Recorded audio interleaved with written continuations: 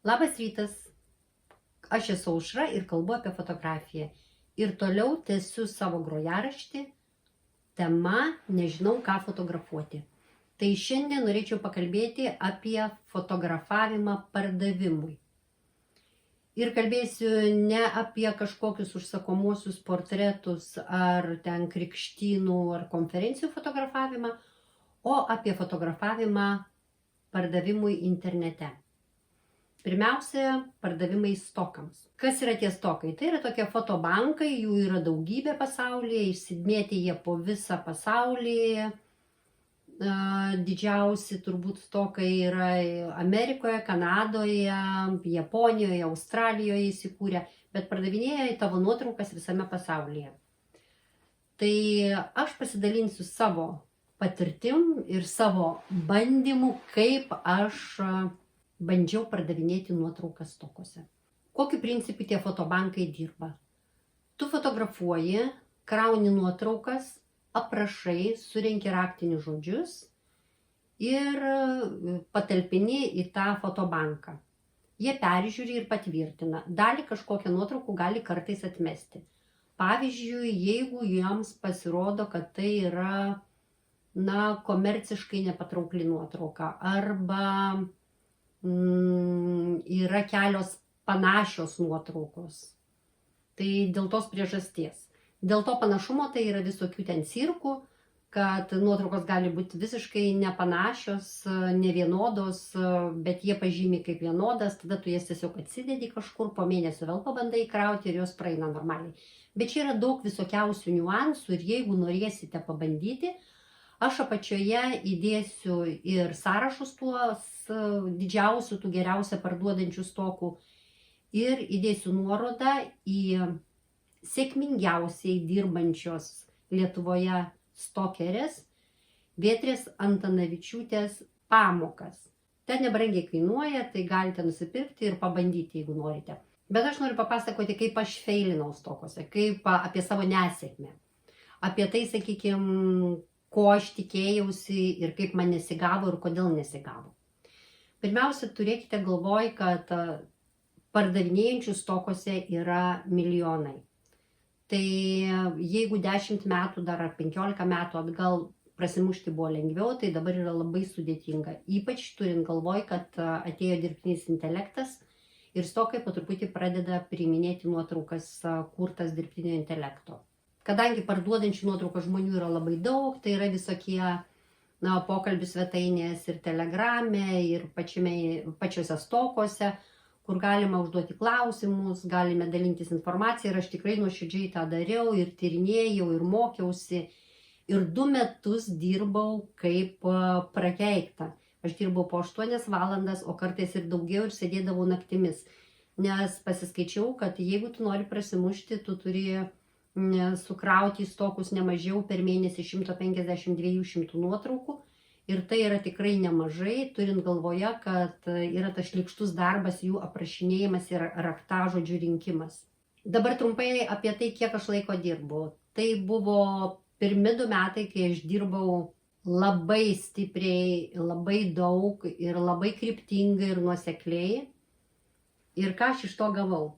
Šiuo metu mano pajamos iš stokų yra porą šimtų eurų per mėnesį.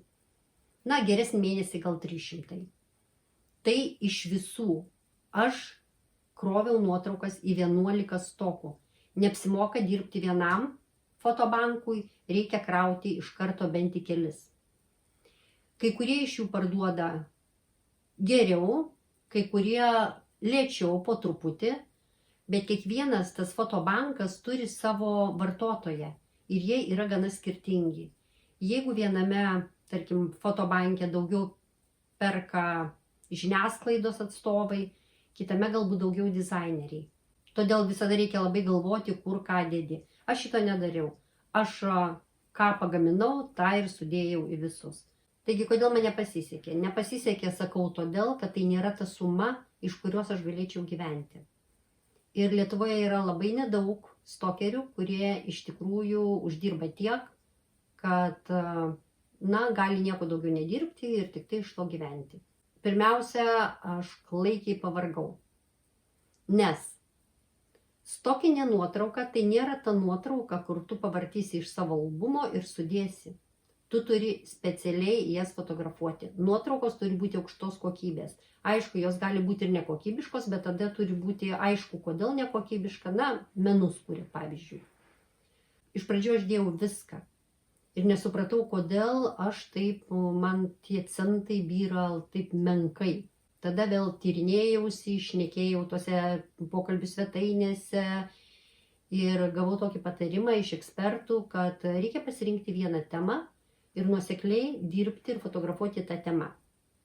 Aš pasirinkau namų gamybos kosmetiką, tryniau, skyniau gėlytes, šakneles, maliau, dariau kaukes visokias ir taip dirbau 3 mėnesius ir iš tikrųjų prasidėjo pirkimai.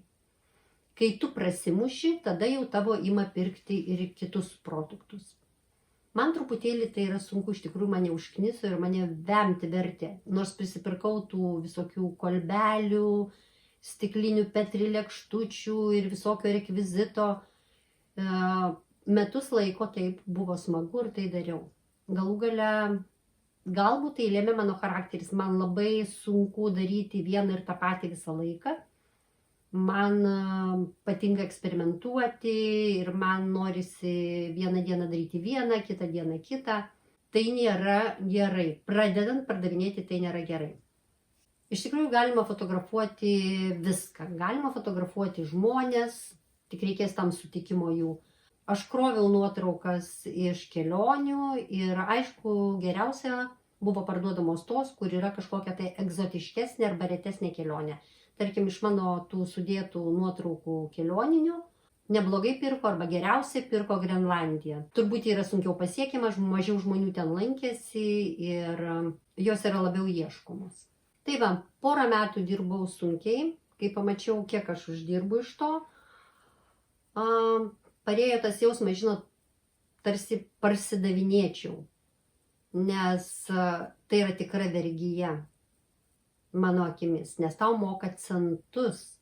Aišku, ten yra kainų diferenciacija. Jeigu nuotrauka parduodama komercijai, tu gauni čia daugiau. Aš, tarkim, buvo nuotraukų, už kurias ten už nuotrauką uždirbau virš $100, ar ne? Bet dažniausiai tai yra centai. Nes pats principas tokio pardavimų yra per kiekį. Tos nuotraukos sukasi ir per kiekį, tuos centus, tau tie centai byra ir tu sukaupi ten kažkokią tą sumą. Tai toliau viskas priklauso nuo tavo lygio. Kai tu pradedi, tu gausi už nuotraukas pirmasias po 10 centų. Tas pats, tarkim, kokiam Shutterstock'e, jie pasibaigus metams tavo visus pardavimus ir tavo pasiektus lygius nunulina ir vėl tu pradedi nuo 10 centų, kai parduodi 100 nuotraukų, tau pakelia procentą, kai parduodi 250 dar pakelia, ir taip tu keli lygį ir ta kaina šiek tiek kyla. Bet tiesą sakant, mane tiesiog nuvarė į depresiją. Aš supratau, kad tai ne mano sritis ir turbūt tai ne tai, ką aš norėčiau fotografuoti. Tačiau yra žmonių, kuriems tai patinka ir pavyzdžiui, Vėtrė jau minėta, tai mėgsta, jais sekasi ir galbūt motyvuoja dar ir tai, kad sekasi. Tam, kad sektųsi, reikia labai didelį darbą tyrimai atlikti. Tarkim, ieškoti nišų, sekti naujienas ir žiūrėti, kokia nuotrauka galėtų būti komerciškai paklausi. Nors atrodo, kad jau ten viskas išfotografuota, bet tikrai galima rasti daiktų ar temų tokios, kurios yra nepaimtos. Tai tam reikia irgi labai skirti daug laiko. Kaip pavyzdį galiu pasakyti, kad mano geriausiai parduodamos nuotraukos tai yra toks dangalas baldams. Toks nufotografavau uždengtus žiemai baldus terasoje, lauke, tada kitoj vietoj ir apsnigta ir paslėpti tie baldai nuo lietaus, ten įvairių nuotraukų tų sudėjau ir jas perka.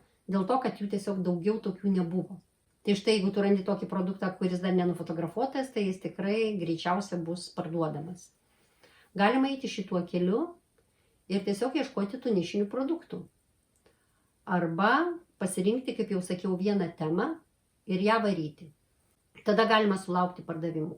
Na, nors ir nusivyliau, aš iš tikrųjų neišsitryniau, nes turiu sukrovusi 5000 nuotraukų ir man dabar gaila jas visą ištrinti, nes tiek darbo buvo įdėta. Tai aš vis įdedu ten porą kartų per savaitę ar kartą per savaitę kažkokių tai nuotraukų tam, kad palaikyti nuoseklumą, kas yra labai svarbu, tu turi dirbti nuosekliai. Kadangi tai mane labai liaudiškai šnekant užkniso, aš pradėjau piešti. Nes stokai priima ne tik nuotraukas, bet taip pat ir vektorinę grafiką.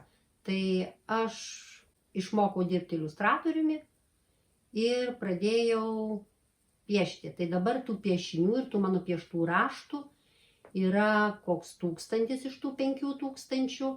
Tai vis tiek iki šiol yra geriausia perkamos nuotraukos, vienas kitas raštas nuperkamas. Na, santykis tų nuotraukų, tos grafikos yra, kaip matote, toks 1:4.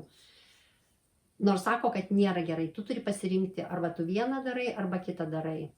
Blogybė ta, kad dabar tu negali turėti 2 paskyrų, pavyzdžiui, anksčiau buvo galima turėti vieną nuotraukoms, o vieną, tarkim, grafikai.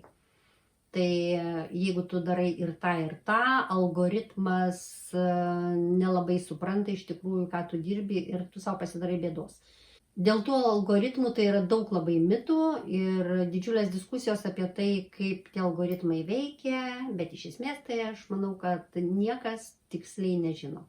Dabar kokie yra pliusai tų darbo stokose? Pirmiausia, tu dirbi pats savo, tu dirbi savo ritmu, tu gali dirbti iš namų ir tu kažkokias turi pastovias pajamas.